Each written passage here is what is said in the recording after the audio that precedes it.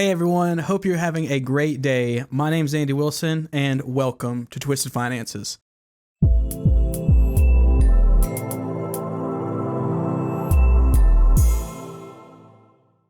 Today we are going to be doing a very basic video. We're just going to be talking about what finance is and then what three main areas of finance is out in the world and what each area kind of focuses on. So for the most part, a lot of people, when they hear the word finance, they just think like complicated math, money, corporate greed, and stuff like that. And for the most part, they're not completely wrong, but they're not entirely correct either. See, the bare bone definition of finance is the management of money, whether you're investing, borrowing, saving, lending, or even just budgeting and forecasting your own personal finances. So that's really what finance is. It's just the management of money. And like I said earlier, there's three main areas.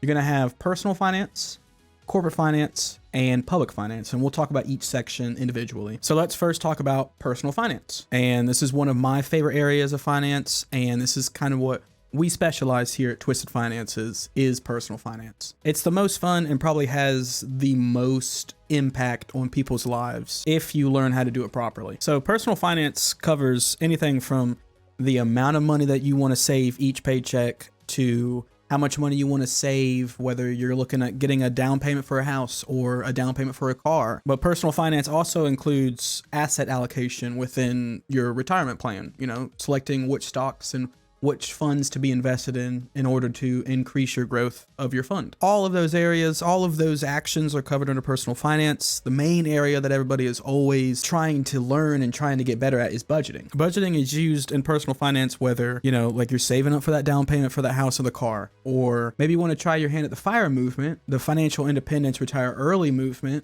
where you save anywhere from 50 to 70% of your income in order to retire by the time you're 40. There's multiple different reasons why people make a budget, but everybody should have a budget whether you have a in-game goal or not. Everybody's in-game goal is retirement, right? So you want a budget and you want to increase your contributions into your retirement plan so that you can retire comfortably. And that requires budgeting. And knowing how to budget requires you to know where your money's coming from and where your money's going. And that's where a lot of people don't really like to spend a lot of time, because they start seeing how much money they spend at the corner store every Tuesday and Thursday for their coffee, or how many times they stop by Walmart and get, like a soda and a bag of chips or something like that. Those little things add up, and if you don't really look at it, you don't see how much in like a month or even a week that you're spending on these things. But if you're a consistent budgeter that keeps track of all the money coming in, all the money going out, then you'll be able to really grab hold of your financial life, and you'll be able to direct where your money is going a lot easier. Trust me. You just have to get over that first hurdle of actually facing your mistakes in the face so you can learn from your own mistakes. And then from there, you just keep getting better through time, over time and practice. Just keep getting better. So at the end of the day, personal finances is all about achieving goals, typically monetary goals, right? Or asset acquiring goals, a house or a car, something like that. Other goals could also be increasing your credit score or decreasing your debt. Now, there's plenty of people out there that'll do all of this stuff for you, right? And you're gonna have to pay a pretty penny, financial planners or financial advisors, whichever one that you decide to go to.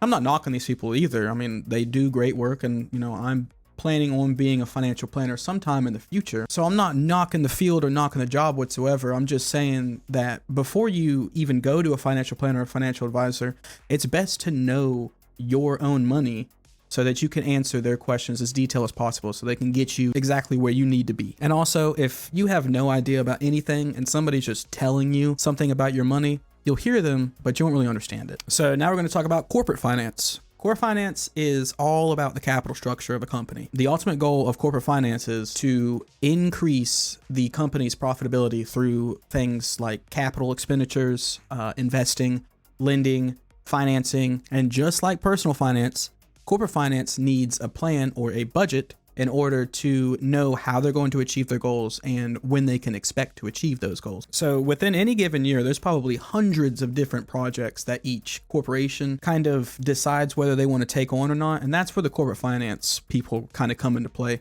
They look at the risk and the return, and they do an analysis to compare and contrast each project for which one is going to give the highest rate of return for the least amount of risk. And if you guess corporate finance is a high stress job, You guessed correctly. You see, corporations typically fund their projects by two different ways. They either use debt or they use equity.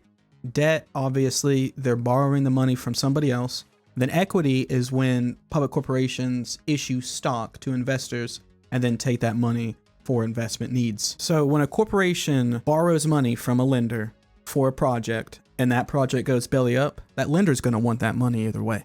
So if that project's not making any money, that's too fucking bad.